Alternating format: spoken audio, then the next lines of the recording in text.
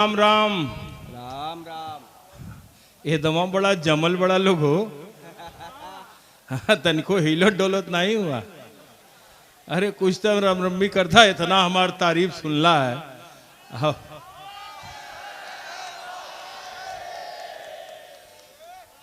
आज 50 वर्ष पूरा हो गए।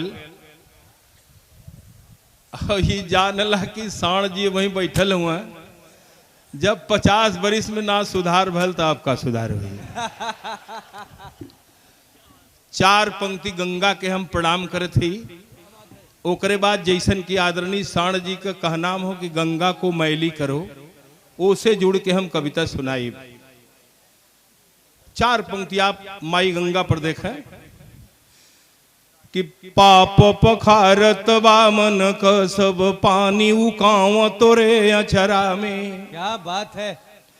पाप पखारत। इधर हमारे अंतर्राष्ट्रीय कुश्ती कोच बैठे हैं वेद प्रकाश जी, रिकॉर्डिंग कर रहे हैं। उनके साथ और लोग बैठे हैं। मैं सबका स्वागत करता हूं।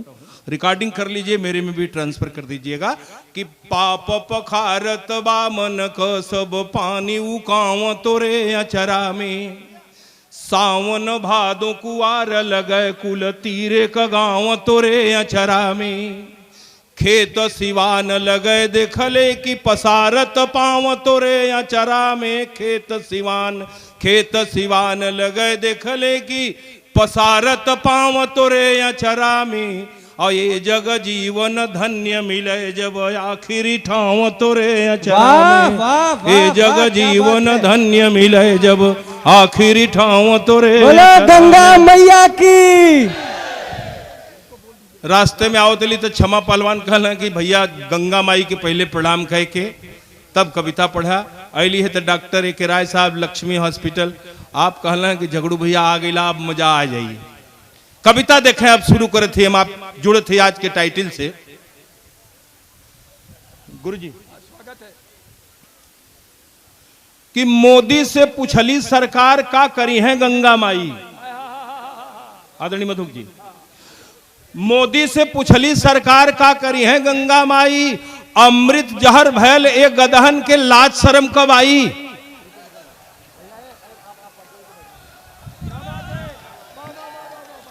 मोदी से पूछली सरकार का करी है गंगा माई।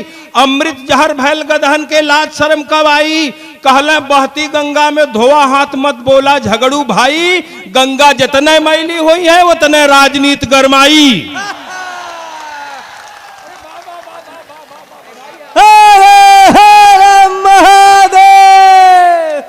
भाई एक बार फिर से।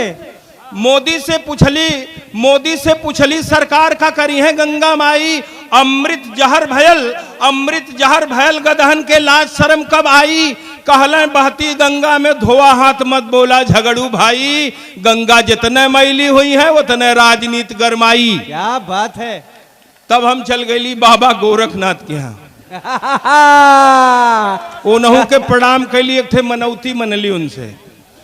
अब वहीं आप सुनबा कैला कि उत्तर प्रदेश में नया गठबंधन बबुआ या बुआ का। तब भगवान गोरखनाथ से हम प्रार्थना कैली कि बाबू बैर के बाग लगौले वो दवा कक्का कैले घात। गुरु क्या बात है। कि बाबू बैर के बाग लगौले वो दवा कक्का कैले घात। हमहू कैलेली भला जान के बौड़म जी के साथ। बाबू बैर के बाग लगौले वो दवा कक्का कैले घात। हमहू कैलेली भला जान के बौड़म जी के साथ। सबकर सपना चूर भैली कैसन कारामात। ये दवा बबुआ के बुआ के चेला मुड़त्या गोरखनाथ।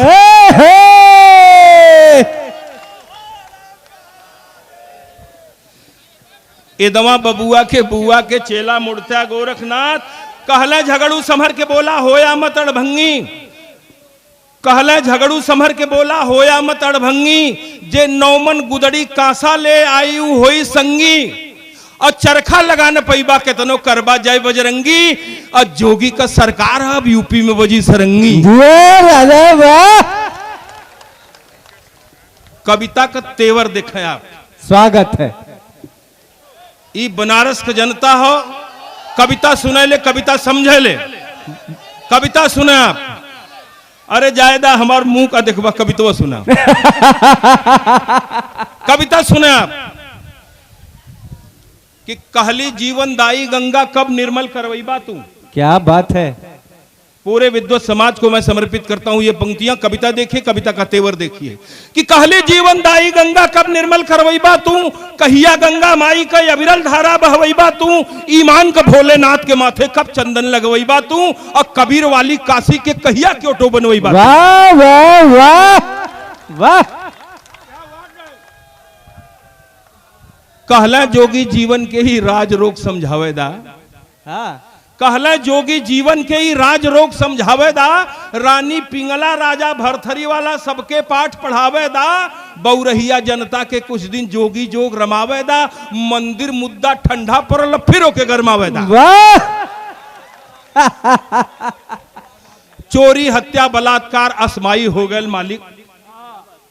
ध्यान से सुनेगा, स्वागत है। अब आज अखबार में निकला है कि 200 पुलिस वालन का बीपी हाई हो गया। यहाँ पुलिस वाले वही से कम लौकत हुआ। आज 4 पंक्ति आप देखें